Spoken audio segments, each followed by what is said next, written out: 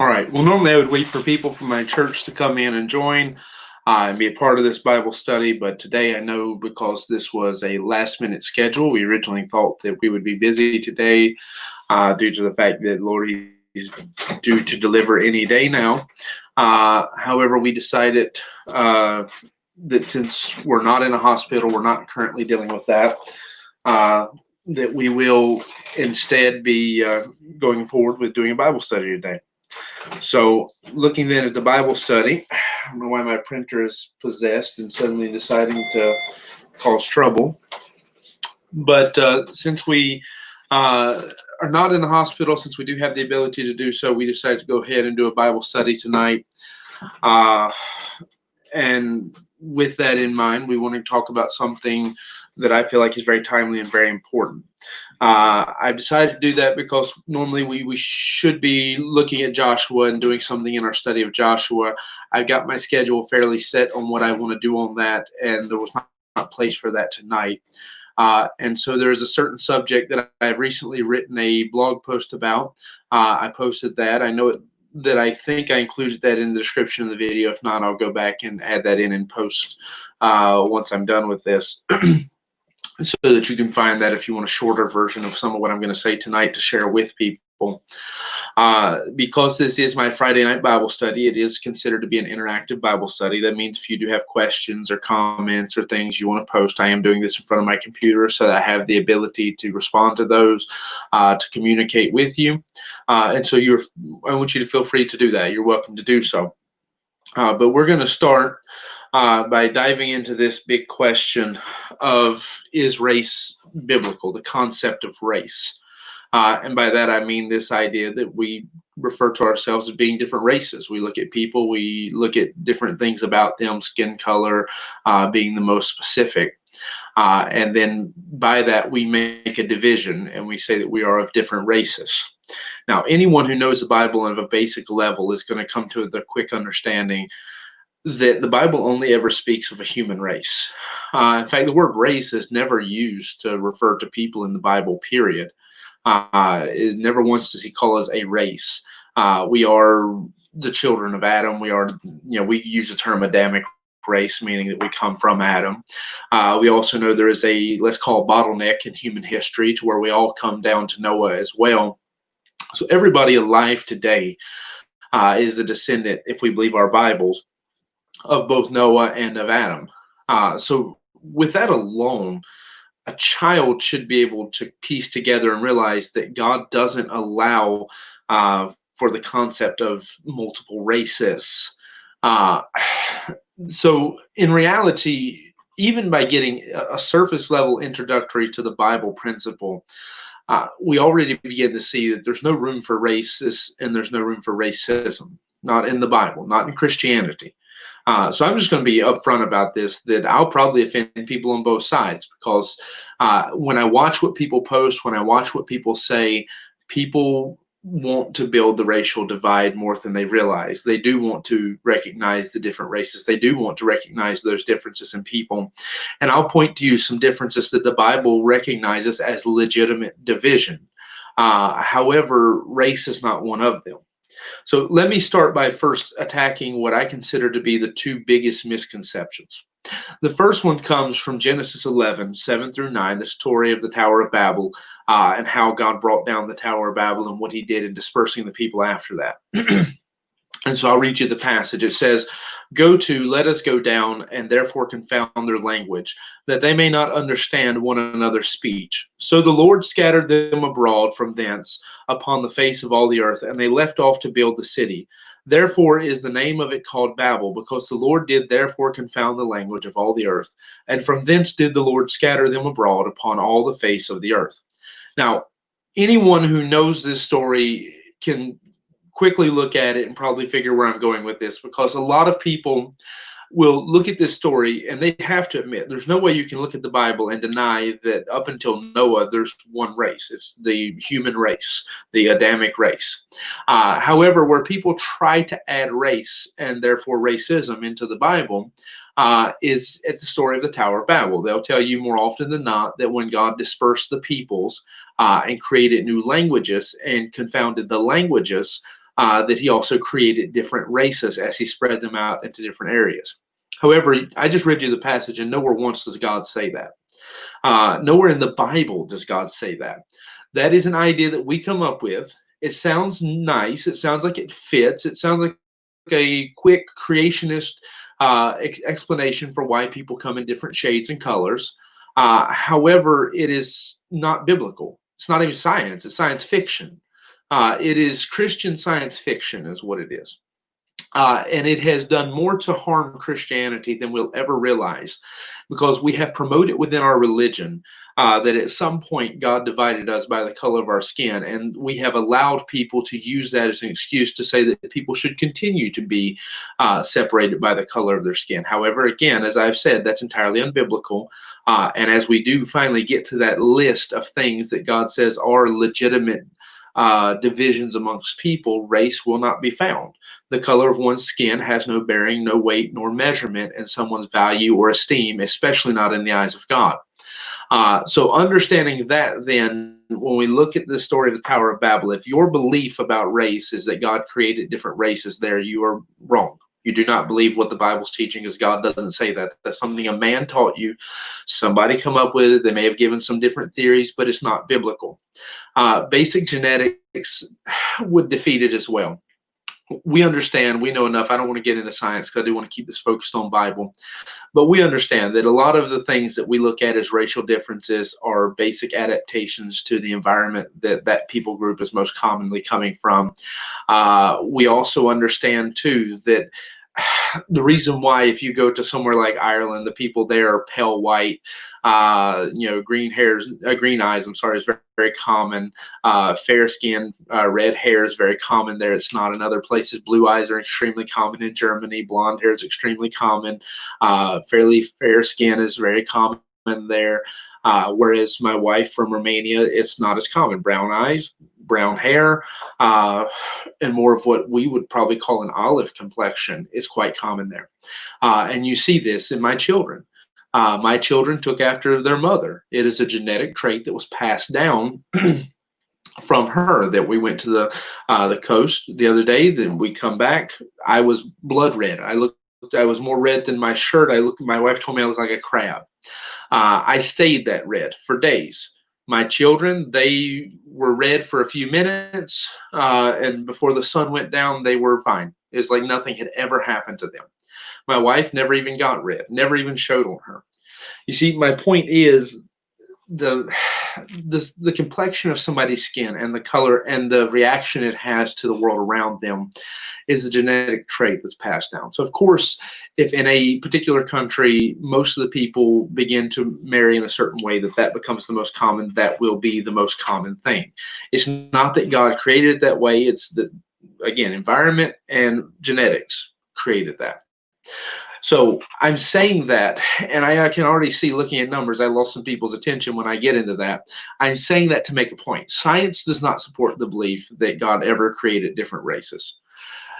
The Bible does not teach it nor support it in any capacity that God created different races. Paul, even as far as in Corinthians, is speaking to the fact that we all come from a common ancestor and we're all one race. So the idea that at the Tower of Babel God created races is entirely unbiblical, is an extra biblical belief, meaning it comes from outside of the Bible and has nothing to do with Scripture and is detrimental. It does hurt Scripture in many ways when we try to believe that and apply that. The other one that people will try to use when promoting racism, and this is where I'm going to lose a lot of people from where I'm from, because I've heard this argument far too much. And to be honest with you, when you really take this to heart and read the implications of it, it's disgusting. And that comes from 2 Corinthians chapter 6 and beginning of verse 14. Be ye not equally yoked together with unbelievers. For what fellowship hath righteousness with unrighteousness? And what communion hath light with darkness? And what concord hath Christ with Belial? Or what part hath he that believeth with an infidel? And what agreement hath the temple of God with idols? For ye are the temple of the living God, as God hath said, I will dwell in them and walk in them, and I will be their God, and they shall be my people. Wherefore come out from among them, and be ye separate, saith the Lord, and touch not the unclean thing, and I will receive you, and I will be a father unto you, and you shall be my sons and daughters, saith the Lord Almighty. Now, far too often, to the point that it really is sickening, I've heard this verse applied, especially in regards to what we call interracial marriage. Again, I don't believe, I do not subscribe to it, and I do not find it anywhere in the Bible that there is such thing as multiple races for the idea of interracial marriage to even exist. But let's bite and go on with the argument for a second.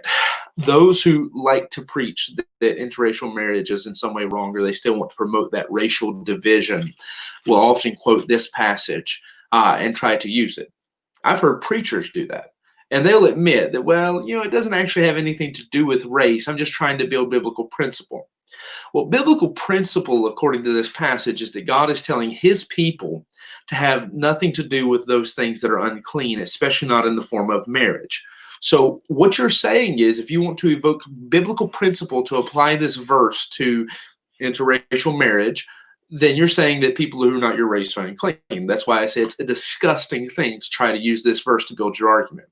In fact, let me go ahead and offend people who haven't, if I haven't got there yet. You want to test your racism. As a man, it's harder for women to do this. Women are a little easier to get along with anyways. But as a man, especially if you have a daughter already, ask yourself the question, would I be offended if my daughter married a man from another race or another color? Because again, I don't recognize race as a distinction within the Bible.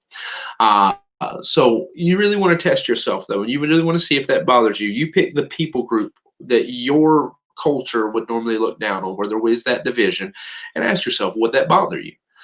Because there's where you're going to start to see racism stir up. Because here's what I'm going to get to tonight. And that's why I'm saying this thing that probably is offending you, because you're probably looking at yourself right now for the first time and asking yourself the question, well, would that bother me? Would it bother me if my daughter married someone from a different race or something of that nature? And by doing that, it allows you to see something and understand something. Racism is an issue of the heart. We're going to find it is a sin issue that is entirely against God. It's entirely against the Bible, because again, God does not allow for that distinction to be made within his creation. It is a sin against the Creator to start putting divisions within his creation that he doesn't allow for, that he doesn't agree with, that he does not recognize. And so having said that, then let's ask the question, what does he recognize? What does God say, okay, this is a legitimate division. This is somewhere where people really are different. Well, let's go to Revelation 5. Revelation 5 in verse 9 says, and they sung a new song, saying, thou art worthy to take the book and to open the seals thereof, for thou wast slain and hast redeemed us to God by thy blood of every kindred and tongue and people and nation. Now, these are the people in heaven, the saved, the redeemed, and they're singing about their redemption. And they're singing how that God has redeemed them of every kindred, so that's family, of every tongue, that's every language, of every people, that's a culture. Don't use, some people would try to read race into that, but that's not race. I don't build my arguments by going to the Greek, but in this case, that's an easy place to build it, so I'll start there. In the Greek, it means culture. In English, it means culture. If you look up the way it's used in the Bible, it means culture. It doesn't mean color of skin. So of every culture.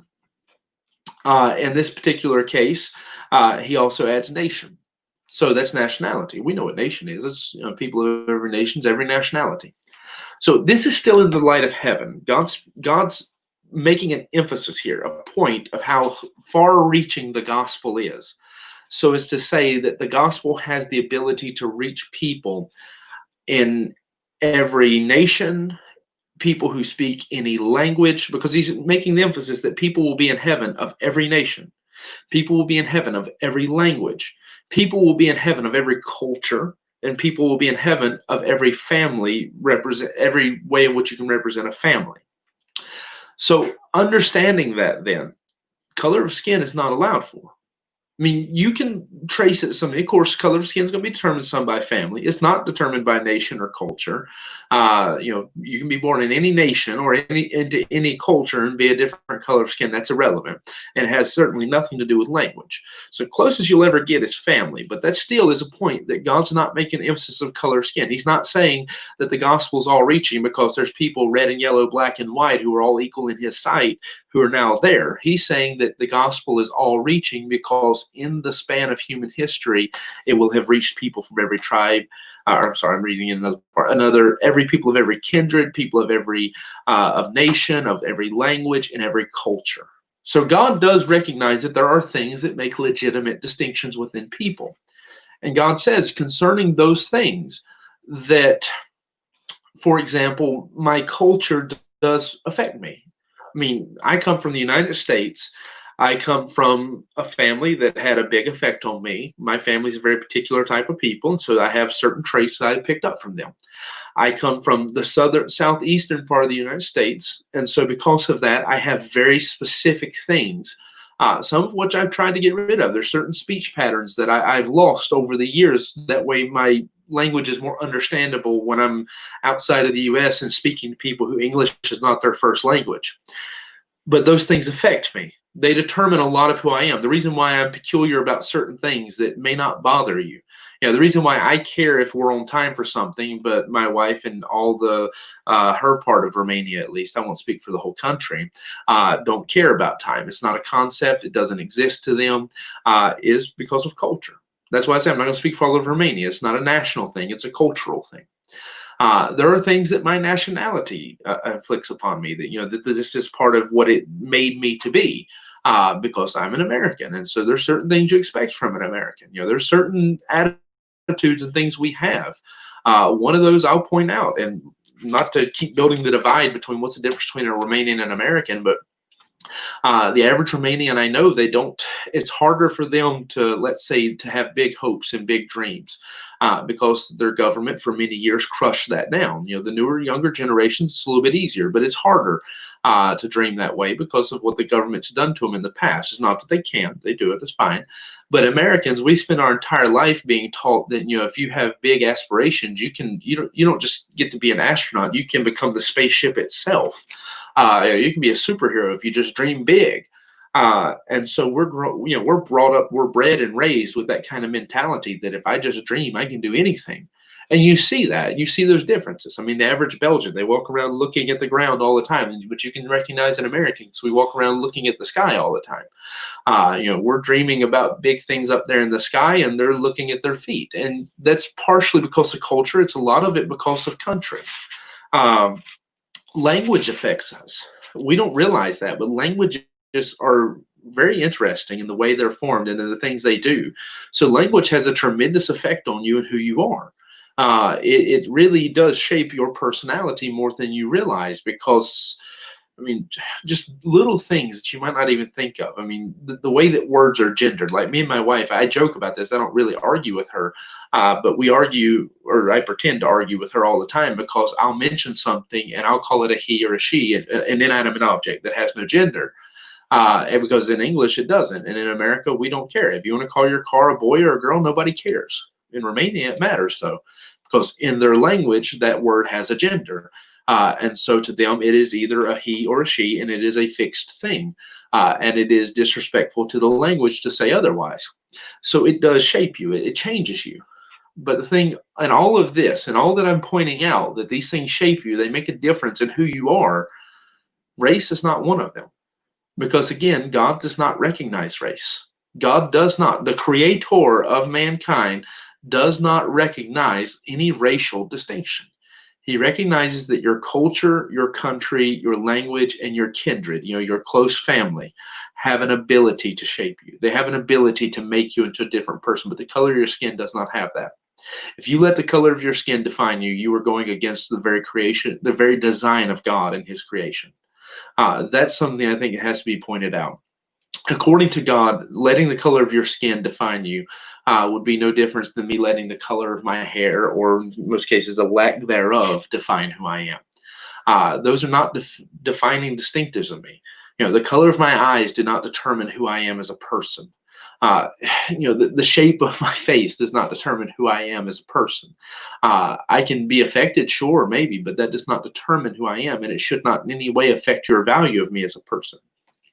Now, stepping a little bit beyond that, since we've discussed some of the things that God's willing to say, okay, these are distinctions, these are worthy of at least some degree of recognition. What does God say about them, though? Are they worthy of making a division? If we can't be racist, can we be Zionist? Can we be against different nationalities and all this kind of stuff here? What's the proper word for that? Not Zionist, jingoist maybe is the word I'm looking for. I'd have to look it up. But we can be, that kind of person. Is that what you're asking? Can I? And the answer would still be no. Let me give you Acts chapter 10, verse 34 and verse 35. Then Peter opened his mouth and said, of a truth, I perceive that God is no respecter of persons, but in every nation he that feareth him and worketh righteousness is accepted with him. So what does he say?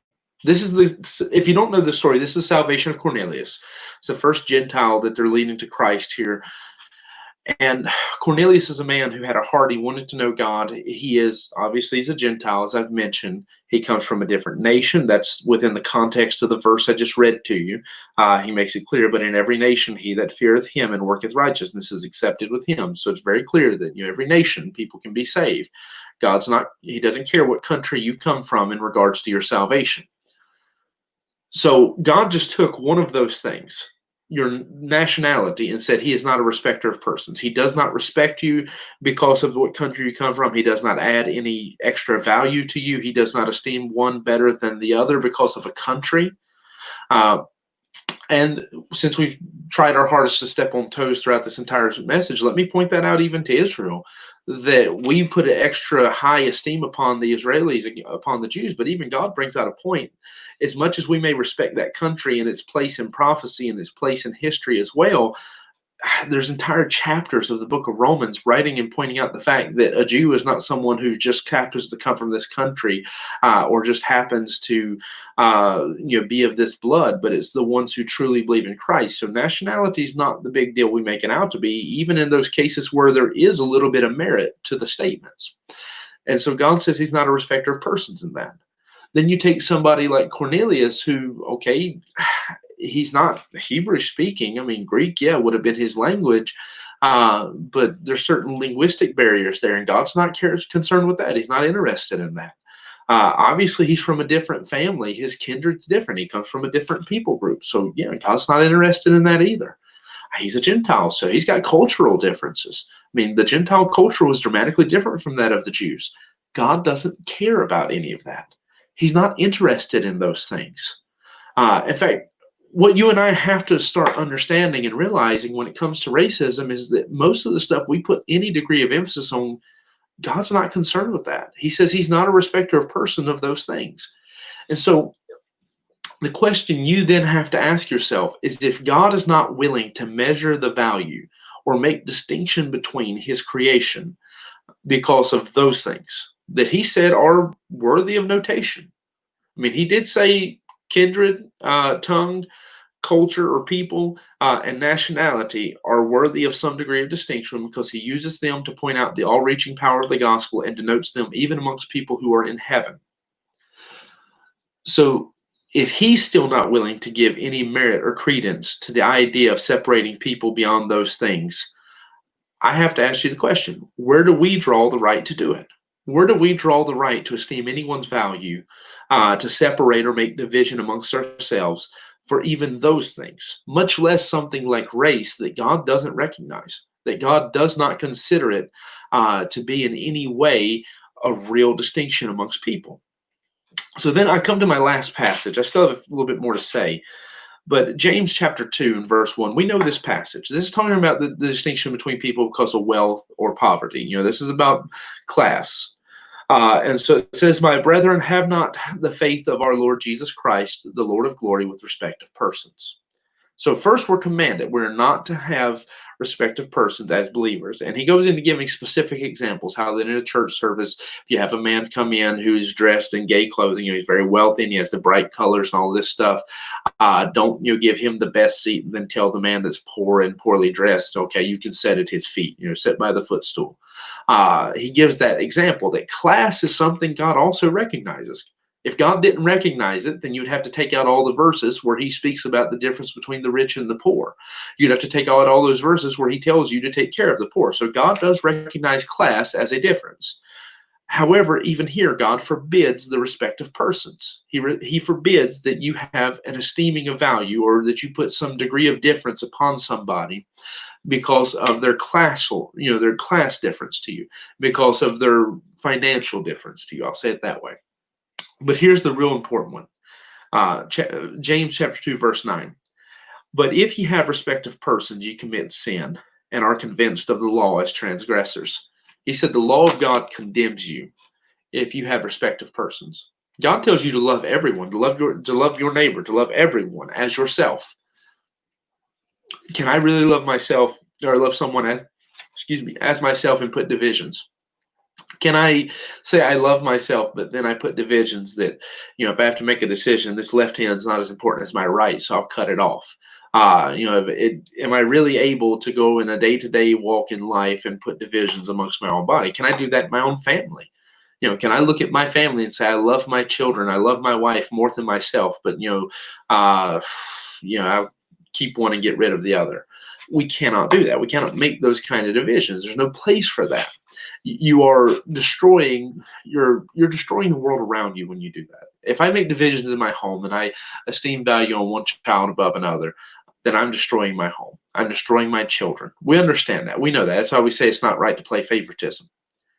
If I do that within anything, we start to cause problems at some point. We should be able to understand that God says, according to the law, which can be brought down to these two simple thoughts: to love thy neighbor as thyself and love the Lord thy God with all thy heart, mind, soul, body, and strength. And yet, he says we're breaking the law. The law itself condemns us if we have respect of persons. So God says if you esteem persons, you value them, you separate them, you segregate them and divide them because of anything, color of skin or any of these things, you've broken God's law. You are a sinner. And I would say you do it on both counts. You do it on one count because you don't love the people as yourself. If you can separate people and divide them and put division between you and someone else because of things like this, because of color of skin, because of the language they speak or something of that nature, then you don't love them as yourself. But even to take it a step further, I say you sin against God because you sin against the Creator who made them, who loved them, who gave himself for them, who willingly died on the cross and says he loves all men. I don't care. I mean, you can throw Calvinism out the door. You can throw racism out the door. You can throw any of these things out the door right now if you want to talk to me about the Bible, because God does not allow for any of it. He says that he died for every man. Christ tasted death for every man. God loves everyone. He willingly died for them. You can take the reprobate doctrine that's being taught now. You can throw that out the window as well, that people have a choice. They have the ability to choose whether they follow God or accept Christ or not. But Christ willingly died for every man, and he loves every man. Now, with that in mind, though, you and I need to take some principles and apply that to ourselves. There is no room for racism in the Bible. There is no room for racism in Christianity. If you as a believer look at someone of any different color, it doesn't matter where they come from or any of that. If you look at someone of a different skin tone and you in some way see a difference between you and them because of that color, if you look at them and think, I'm not talking about even just the esteeming of value, like you think you're better than them. I'm talking about if you see yourself as different than them because of the color, not just in the basic understanding that, oh, yes, people come in different shades, the same way that cows have different colors, apples have different colors, everything in general usually has different colors. But I'm talking about you see a legitimate distinction between yourself and another person, another one of God's creation, human beings. Then according to God, because you have respect of persons, you are convinced of the law as transgressors. God says ye commit sin. But if ye have respect to persons, ye commit sin. God is not willing to divide his people by skin tone. We don't have the right to do it either. He's not even willing to do it by legitimate things. He's sure not willing to do it by things that are illegitimate, like race, because race is not a Bible concept. It is a sin and an atrocity against God. That's why I can say right now I can equally offend everybody. Because the Black Lives Matter movement, the idea that we're going to draw attention and say that there are separate races, that is racism to divide the races, to divide us. Now, I understand their calls. I'm not talking about that. I'm talking about the political sides of it and that you feel like you've been discriminated and you need to fight back. That's a whole other issue. But this whole issue of Black Lives Matter, all lives matter, all that kind of stuff, let me just be honest. It is racist to put a division amongst people. That's what racism is. Racism is dividing us by race. So if we're going to argue and debate all day long that whether one people group matter more than another, if we're going to put divisions amongst one another, if we're going to continue to look at one another as if we are somehow not connected, if we're not somehow all part of the same human race, then we are sinning against God. We need to wake up as Christians and realize this, that there is no racial division within the Bible. That is a man-made thing. It is outside of Scripture, and it is a sin against God. So my simple thought is that. Now, I've already said some things. I'll give a quick moment if somebody has a question or comment or something that I need to address, because this is normally the Bible study where I would do that. Tonight, I come into this with a little bit of a different mindset, so I wasn't pausing for questions. But if you have a question or comment, I'll try to buy you a minute so you can type that. I also know most of my people from my church who would normally be the ones who would ask those questions and have those comments are not watching right now. They'll pick up at a later time because they weren't expecting me to do this today. But let me reemphasize this. If you as an individual really want to test yourself and see if there's racism in your heart, because racism is a sin issue. And if it's a sin issue, it is a heart issue. We're not going to legislate it. We're not going to get it out by passing new laws. We're not going to get it by changing the government or the system, because racism is not systematic. It's not something that the government is putting. Now, I don't want to get into the politics of the United States of America, but anyone who argues systematic racism in America is going to have a hard time proving it. That's a whole other issue. Racism is an issue of individual human hearts. And I'm going to be honest with you, I've lived in this world long enough. I've sat back and I've watched far more people are guilty of it than will ever admit to it. And if you really want to look at yourself, examine your heart to see if it's there. Look at deep down inside of your heart and ask yourself the question, not just, well, am I okay with this person? But ask yourself really sincere and practical questions to see in your own heart if there's places and issues of racism. I remember an example that a man gave me one time, that he said that he watched his friends as they would sit around and they would drink from a bottle and they would all share it. That, as if you're passing it from a person who is white, they wouldn't think to wipe the mouth. But if they pass it from someone who is black, that they would wipe the mouth and drink it. And that was the moment that he realized that there was racism in their hearts. They just never recognized it, because they were willing to be friends with the guy. They were willing to hang out with him and treat him as an equal in every way. But yet, for some reason, when they passed the bottle, they had to wipe the mouth. Now, I understand sensitive people don't even like for me to talk about that, but it is worth bringing up, because it's little places like that if you really measure yourself, you start to see that there is something there that you don't want to admit.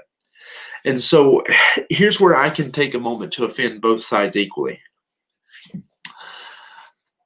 And I have a good question that just came in on YouTube. I'll answer that in a second. But let me offend both sides equally in this. That when you look at the average person who's saying there's no such thing as racism in America, that people aren't racist, obviously we know that's not true. There's still groups like Ku Klux Klan, there's still groups like Black Lives Matter, the key central focus of that group, not everybody who's attached to it, but the leaders of that group are very racist if you listen to what they say in interviews. Anyone who would argue that racism is not real in America is wrong. You're either blind or you're lying to yourself, one or the other. But I would dare say that the average person who assures themselves that I'm not a racist, if they would really look at their heart, they would find there's places you probably haven't cleaned out every closet yet. That's why I said the good test, and I stand by this. Again, I probably lose some friends just for even saying it. But the good test is to ask for a man. For a woman, I haven't devised one yet. But for a man, it would be to look at your heart, take your daughter, assuming you have one, and ask yourself the question, would it bother you if she brought a man home from whatever race it is that your people where you're from tend to have a problem with? And that'll show you whether there's racism in your heart or not. That'll open up the subject real quick. Now, for the other side of that, the fact is racism is a two-way street. The reason why you feel like you're being discriminated so quickly, yes, there's little things people do, like wiping the mouth of the bottle. There's little things people do that make you feel that you're being discriminated against. But it's a two-way street, and you're also guilty of doing many of those things as well. And so if we would both sides, every side, step back and look at these things, we'd realize there's little things we do that promote division and racism that we don't want to see. And all of it is a sin against God. Now, that in mind, Nick asked us the question, are we to make a division between idolaters and brethren? And absolutely, yes. He came in after that passage I saw when he joined. At least I think he did, because that was one of the first passages I read. But that would be 2 Corinthians 6:14 through 18. God makes it the point that there's a clear distinction between religion and race and all that kind of stuff. Let me use my own example. In fact, I probably should have introduced this quicker. Should my daughter bring home somebody from a different language? Doesn't bother me one bit. Should my daughter bring home somebody to marry from a different race, even though, again, I just spent 30 minutes showing that there is no biblical grounds to define race, that race is not a biblical thing. I'm just saying that for the sake of making the discussion easier. That's not going to bother me. If my daughter brings someone from a different country, that's not going to bother me. If my daughter brings someone from well, of course, I expect a different family. I'm just trying to think of the distinctions he brings, the culture. There we go. Someone from a different culture, that's not going to bother me. Those are not things that should bother us. Those are not matters of sin. In fact, let me just go ahead and say to all the people where I'm from, if your daughter marries a man from the north and you treat him like he's less than the people from the south because he's from the north, you are against God in the same way racism would be against God. If you get mad because your daughter marries a man who speaks Spanish, then you are against God. You need to measure someone by their character. You need to measure them by their character of who they are. But when it comes to religion, there's a specific passage that I just spoke of there that forbids being unevenly yoked with unbelievers. So that what that passage is about is that we as Christians should not, or we are forbidden from marrying someone who is an unbeliever.